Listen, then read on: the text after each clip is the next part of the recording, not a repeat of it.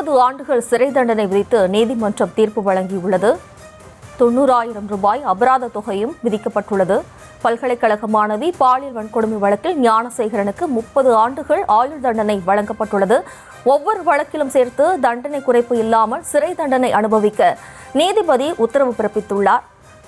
மேலும் பாலியல் குற்றவாளி ஞானசேகரனுக்கு 90,000 ரூபாய் அபராதமும் விதிக்கப்பட்டுள்ளது. அந்த அபராத தொகையை பாதிக்கப்பட்ட மாணவிக்கு வழங்க நீதிபதி ராஜலட்சுமி உத்தரவு பிறப்பித்துள்ளார்.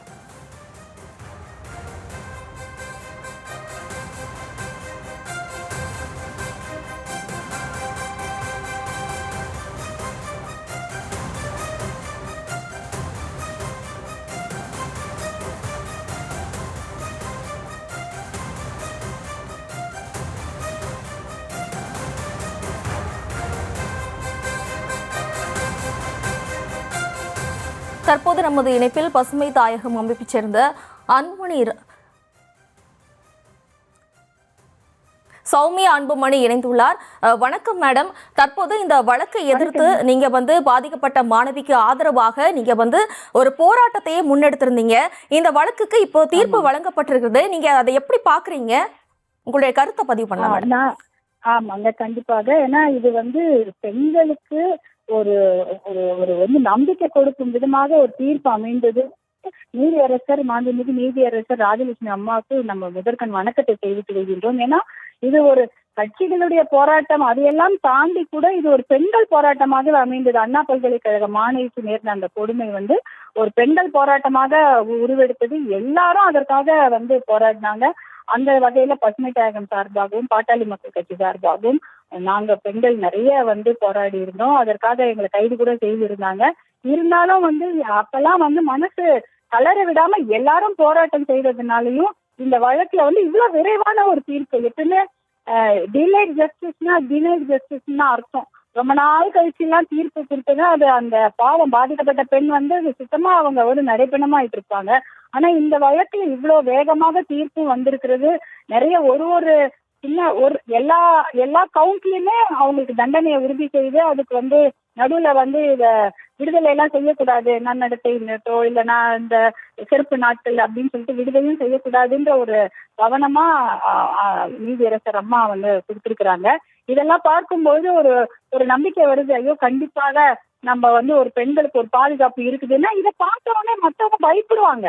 ஐயோ, இது மாதிரி ஏதாவது நடந்ததுன்னா பிற்காலத்துல இதே மாதிரி ஒரு 30 வருஷம் ஜெயிலே வாழ்நாள்லாம் கழிக்க வேண்டியிருக்கணும் போது மற்றவங்க பயப்படுவாங்க தவறு செய்வதற்கு கூட. அப்படிப்பட்ட ஒரு கொடுமையான தண்டனை தான் கொடுக்க வேண்டும் என்பதுதான் எல்லா பெண்களுடைய எதிர்பார்ப்பாக இருந்தது.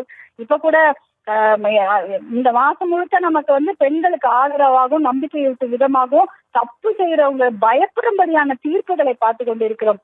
இந்த பொள்ளாச்சி வழக்கிலையும் அப்படிப்பட்ட ஒரு கொடுமையான தீர்ப்பு தான் கொடுத்திருந்தாங்க. அதே சமயம் அதாவது கொடுமையான தண்டனைகளை கொடுத்திருந்தாங்க. நல்ல தீர்ப்பு, கொடுமையான தண்டனையை கொடுத்திருந்தாங்க. அதே போல இப்ப அண்ணா பல்கலைக்கழக மாணவிக்கு நேர்ந்த அந்த கொடுமைக்கும் ஒரு கடுமையான தண்டனையை வழங்கியிருக்காங்க நீதியரசர்கள். அதனால இது வரலாற்று சிறப்பு வாய்ந்த தீர்ப்பு தான் சொல்லணும். இது பெண்களுக்கு நம்பிக்கை மட்டுமல்ல, தப்பு செய்யணும்னு நினைக்கிற ஆண்களுக்கு அது மிகப்பெரிய பயத்தையும் கொடுக்கக்கூடிய தீர்ப்பாக இருக்கிறதுன்னு தான் நான் பார்க்கிறேன். மேடம், நீங்க சொன்ன மாதிரி இந்த தீர்ப்பு பெண்களுக்கு நம்பிக்கை அளிக்கக்கூடிய வகையா இருக்குன்னு சொல்லியிருக்கீங்க. நீங்க பெண்களுக்கும் மாணவிகளுக்கும் என்ன மாதிரியான அட்வைஸை சஜஸ்ட் பண்றீங்க மேடம்? பெண்களுக்கும் மாணவிகளுக்கும் எப்பயுமே விழிப்பா இருக்கணும்ன்றதுதான் நம்மளுடைய அட்வைஸ்.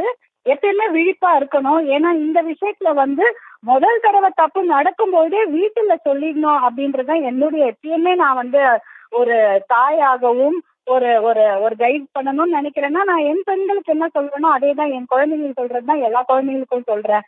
இந்த மாதிரி ஒரு விஷயத்துல தெரியாமையோ இல்ல தெரிஞ்சது நம்ம மாட்டிக்கிட்டா கூட பெண் குழந்தைகள் உடனே வீட்டுல சொல்வதுதான் அவங்களுக்கு பாதுகாப்பு. இது அவங்களாவே அதை சார்ட் அவுட் பண்ணிக்கலாம், மறுபடி போய் பேசிக்கிட்டு சமாளிச்சுக்கலாம், சொல்லாம மறைச்சிடலாம் அப்படின்னாங்கன்னா அது நடக்கவே நடக்காது. ஏன்னா எந்த அளவுக்கு அந்த கயவர்கள் துணிவார்கள் என்பதை பத்தி எல்லாருமே நம்ம பார்த்துட்டோம். இது பாத்தீங்கன்னா ஹிஸ்டரி ஷீட்டர்ன்னு சொல்லுவாங்க.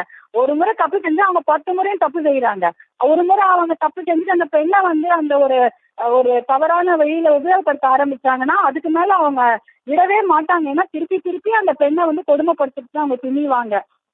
அதனாலதான் பிளாக்மெயிலுக்கோ இல்லைன்னா அவர்களுடைய ஆபாச படங்களை வெளியிட்டேன்னு சொன்னா கூட பரவாயில்ல, அதெல்லாம் கூட 2 நாள்ல முடிஞ்சு போயிடும் அந்த கதை கூட. அதுக்கப்புறம் வேற ஒரு கதை வந்துடும். ஆனாலும் இது மாதிரி ஐயோ நம்மளுடைய குடும்பமானம் போயிடும், நம்ம அப்பா அம்மா நம்மளை திட்டுவாங்கன்னு பயந்து போய் அந்த பெண்கள் வந்து இந்த தப்பு செய்யறவங்களுக்கு வந்து பயந்து போய் பிளாக்மெயிலுக்கு அடி பண்ணிட்டாங்கன்னா வாழ்நாள் முழுக்க அது மிகப்பெரிய கொடுமையா தான் அமையும். அதுக்கு வீட்டுல போய் சொல்லிடுறதோ, அப்பா அம்மா கிட்ட சொல்றதோ, இல்ல கொஞ்ச நாள் அந்த பிரச்சனைகளை அவங்க ஃபேஸ் பண்ணித்தான் ஆகணும். பள்ளிக்கூடத்துல பிரச்சனை நடக்கும், ஸ்கூல்ல கேலி பண்ணுவாங்க, காலேஜ்ல கேலி பண்ணுவாங்க, அக்கம் பக்கத்துல கேலி பண்ணுவாங்க, சொந்தக்காரங்களும் அவங்களுக்கு தப்பா சொல்லுவாங்க. எல்லாருமே ஜட்ஜ்மெண்டலா இருப்பாங்க. இவ சரியில்லை, அவ சரியில்லை, குடும்பம் சரியில்லை, ஏதாவது சொல்லிடுவாங்க. ஆனா அப்பா அம்மா கிட்ட சொல்லி அவங்க கிட்ட திட்டு வாங்குறது எவ்வளவு மேலு. யார்கிட்டயோ போய் தெரியாத ஒரு ஆம்பளைங்க கிட்ட போய் அடி வாங்குறதோ வாங்குறதோ, அவங்க கிட்ட அவங்க கையால அவமானப்படுறதை விட இது எவ்வளவு பரவாயில்ல. அப்பா அம்மா கிட்டையும் நம்ம வீட்டு பக்கத்துல இருக்கவங்க கிட்டயும் அவமானப்படுறது தப்பே கிடையாது. அததான் நான் எப்பயுமே அவங்களுக்கு சொல்ற விஷயம்.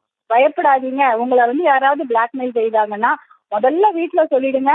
அதனால வர பாதிப்பு சின்னதுதான். இப்ப பிளாக்மெயில் செய்யறவங்களுக்கு போய் நம்ம அடி பண்ணிக்கிட்டோம்னா அதனால வரக்கூடிய பாதிப்பு ரொம்ப ரொம்ப பெருசு. மனநலம், உடல்நலம் எல்லாமே பாதிக்கும். அதனால இந்த விஷயத்தான் நான் எப்பயுமே பெண்களுக்கு ஒரு நிரந்தரமா சொல்றது அது ஒண்ணுதான். அந்த ஒரு கைடன்ஸ் தான் கொடுக்கலாம் அவங்களுக்கு. நம்ம விழிப்பா இருங்க அப்படின்றதான் நம்ம சொல்லக்கூடிய முதல் கைடன்ஸ். கருத்துக்களை பதிவு செய்தமைக்கு ரொம்ப நன்றி மேடம்.